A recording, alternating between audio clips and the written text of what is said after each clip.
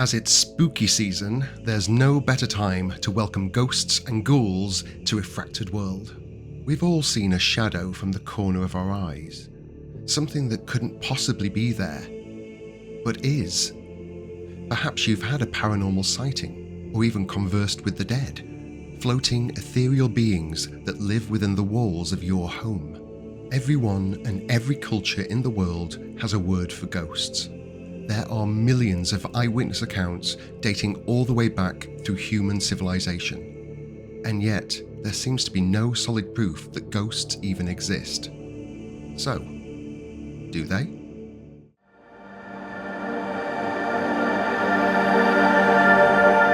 This is Refracted World. Ghost stories are not new. In fact, we have writings of apparitions going all the way back to the very first human civilization in Mesopotamia. As this was at the point in our history when we invented writing, it is safe to assume ghost stories were around way before humans first put pen to paper. There is also possible documentation for exorcists living in ancient Babylon 3,500 years ago. A clay tablet currently housed at the British Museum is said to be a guide to exorcising ghosts. When you hold the tablet under a lamp, directions appear of how to deal with unwanted spirits, with the final line of text telling the reader to not look behind you. Not long after this, in 12,000 BCE, the story of a ghost stuck in a tomb has been found on broken pieces of pottery from ancient Egypt. It reads that the ghost is trapped in the darkness and can never see the light. The Egyptians were a very spiritual culture who strongly believed in the afterlife, so perhaps there are many more stories like this that have been lost to time. Written evidence is one thing, but we are a species of seeing is believing. So let's fast forward all the way to the beginning of the 20th century, when cameras were still a relatively new invention. Catherine Howard was the fifth wife of Henry VIII, and if you remember the rhyme most of us learned in school, she was beheaded by the tyrant king. She may have not been able to get retribution in life, but it seems she managed it in death. Her ghost is said to wander the halls of Hampton Court and was seemingly captured on camera in the early 1900s, although this has been proved to be a fake image. At this time, there was a trend to spoof these effects using double exposure. If you take a tour around Hampton Palace today, you will learn that Jane Seymour's ghost is also said to make ethereal appearances. As Henry's third wife, she died shortly after giving birth to the future heir to the throne, Edward VI. And Hampton Palace appears to be full of ghosts, as an image captured in 2015 seems to show the creepy apparition of Lady Jane Grey, who was on the throne after Edward for only 9 days. Seriously, someone should make a series about succession but set in Tudor Britain. It would be far more cutthroat than Game of Thrones, and it actually happened. When it comes to video evidence, we are once again in the realm of analog and digital manipulation. And like the many captured images we have, every video has also been debunked. We live in a society with cameras on every phone, street corner, and even in the sky. If ghosts were real, we would have an abundance of images every single day. Yet we don't. And the reason we don't is because ghosts aren't real. And we can prove it. I've seen a few ghosts in my time, and yet I still don't believe they exist. As Homo sapiens, we have highly evolved brains with the capability to create anything through our imagination. It's the reason we're here today and not Neanderthals. It's why we can read and watch fictitious stories from other worlds, of other beings, and of situations that only live in our dreams. It's an evolutionary advance that allows us to constantly adapt to an ever-changing world and continue our societies and our species. As far as we know, we are the only species to ever evolve consciousness. With that brings so many benefits, but it also creates unwanted thoughts that can dominate all of our lives with two major questions. Why do I exist? And what happens to me after I die? We usually talk about this in the plural, as we all have the same questions, But on a personal level, we desperately want to know for our own sanity. What is the point of me being here right now, learning everything I can, caring for those around me, working for money to accumulate, only for me to one day simply stop existing? This has plagued humankind since the cognitive revolution, and deep down, we are all aware we will never know the answers. And maybe we're not meant to. Some people comfort themselves with the thought of a glorious afterlife. Others believe in new scientific thought of ourselves moving on to the quantum realm. And many believe we simply return to the earth, and in time our names, our deeds, and our lives will be totally forgotten. That's a hard pill for any of us to swallow, and that's why so many people try to answer the unanswerable questions, filling in the blanks with possible solutions and leading many to believe there is a world beyond ours where our consciousness lives on after death. And this is a thought most of us, if not all, have had at some point, which makes us all susceptible to ghost sightings. Let's start with our eyes. Compared to other species in the animal kingdom, our eyes are pretty rubbish. We can see a variety of colours, but we don't have good peripheral vision.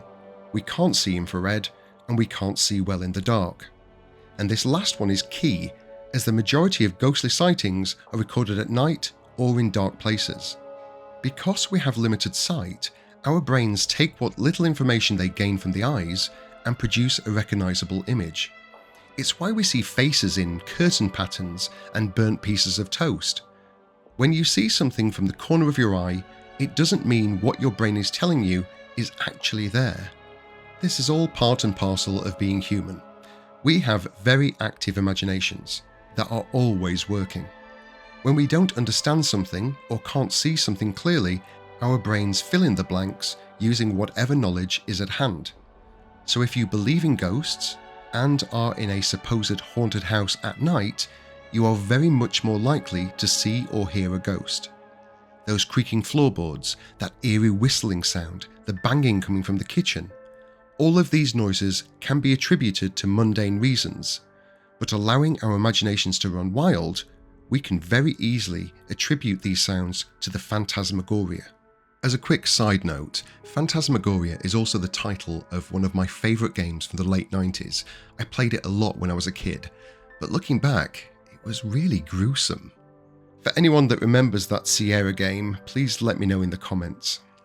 But what if there was a realm beyond ours, where our consciousness or spirit move on to after death, and for some, for whatever reason, get trapped there between the two planes as ghosts, ghouls and poltergeists with unfinished business? This has been the premise for so many films and books over the years. But when you take away the debunked images and videos, the only evidence we have left is word of mouth, and of course the countless TV shows that have been capitalizing on this question for decades. We've all seen at least one of these shows in the past. Paranormal Caught on Camera, Help, My House is Haunted, Ghost Adventures, and the longest running of them all, Ghost Hunters. Starting in 2004, for the past 20 years, Ghost Hunters has been on our screens trying to prove the existence of the paranormal, but in all of that time, they have never proved the existence of ghosts. Even when travelling to the supposed most haunted places in the world with all of their money, technology, and experts, no ghostly sightings have ever been proven. If they had, it would be front page news across the world. For fans of these shows, I'm sure you're disagreeing with me right now. I have watched some of them, where they even present the evidence in a way that does make it seem like they've caught sight of or the sounds of ghosts. And if that's not real evidence of the paranormal, then what is it? For regular viewers of these types of shows, you'll be familiar with EVPs. These are sound waves picked up by audio recorders, and when played back, seem to have recorded the sound of ghostly voices, maybe even in conversation with the presenter or expert. But these are not ghost responses, they are our brains once again filling in the blanks for something that simply isn't there.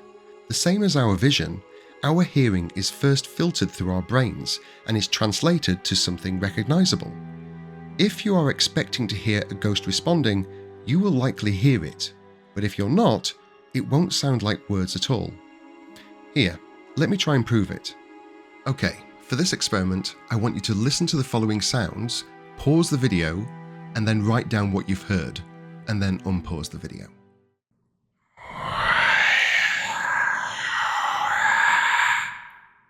All done? Great. Now, listen to the sound again, except this time I'm going to add a caption.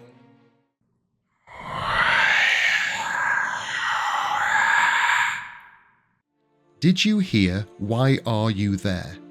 And if so, did you also hear it the first time I played that sound? If you said yes, that's your brain manipulating your memory.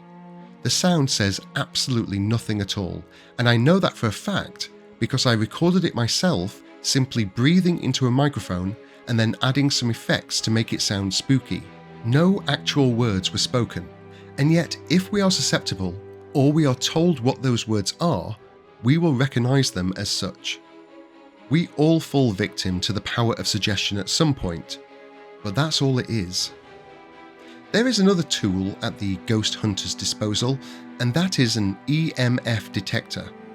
The area around electrical currents is known as the electromagnetic field, and the professional ghost hunter uses this device to find disturbances that prove the existence of ghosts. Except they don't. Like everything we've talked about today, we impact EMFs. If you are on a ghost hunt and are expecting to detect beings from the other side, our bodies and brains will be in a heightened state, causing the EMFs to fluctuate, which in turn creates the readings you see. Knowing that EMFs can darken our mood and even have negative psychological effects, scientists theorize that we are the ones responsible and not ghostly apparitions. EMFs can also come from your phone, or a camera, or the Wi-Fi flowing through the air, basically all technology, so it is near impossible to accurately track EMFs. All of these ghost hunting type shows are made for entertainment purposes only, but there are still millions of eyewitness accounts of seeing spectres. How do we explain those? One of mine was seeing a spectre at the end of my bed when I was a child. I'd woken up from a bad dream and there she was. A blink later and she was gone. For years I told people this story, but it was only as an adult with education and a better understanding of the world we live in that I realised I was simply dreaming. There was no ghost there. It was once again my imagination. Thankfully, now I put all of my creative thoughts into my writing. I still have extremely vivid dreams, and occasionally I will see something from the corner of my eye or hidden in the dark in the bedroom, but now I know why. Some may feel this is akin to showing how a magic trick is performed and takes away the illusion of something other. To that, I completely disagree. Once you know the truth, you can begin to grasp at just how incredible our brains are. We are able to create something from nothing, to imagine an entire new realm filled with beings from an alternate universe. We can see and hear these beings and completely believe what we have witnessed. When you later learn that this is all a fabrication of our brains, don't be disappointed. Marvel at how amazing we are. The more detail you can add, the more world building you can create, and the better the visualization, maybe it's time you started writing that horror novel you've always wanted to write. Remember that at no point in our entire human history have ghosts or paranormal activities ever been proven to be real.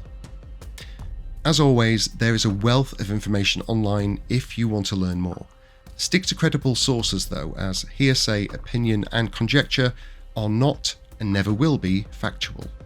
And the next time you hear a creak under the stairs or see the outline of a ghost in the dark, put the lights on and check it out. It's likely your brain, but it could also be an intruder in your home, and that's scarier than any ghost story. I really hope you enjoyed today's spooky episode of Refracted World.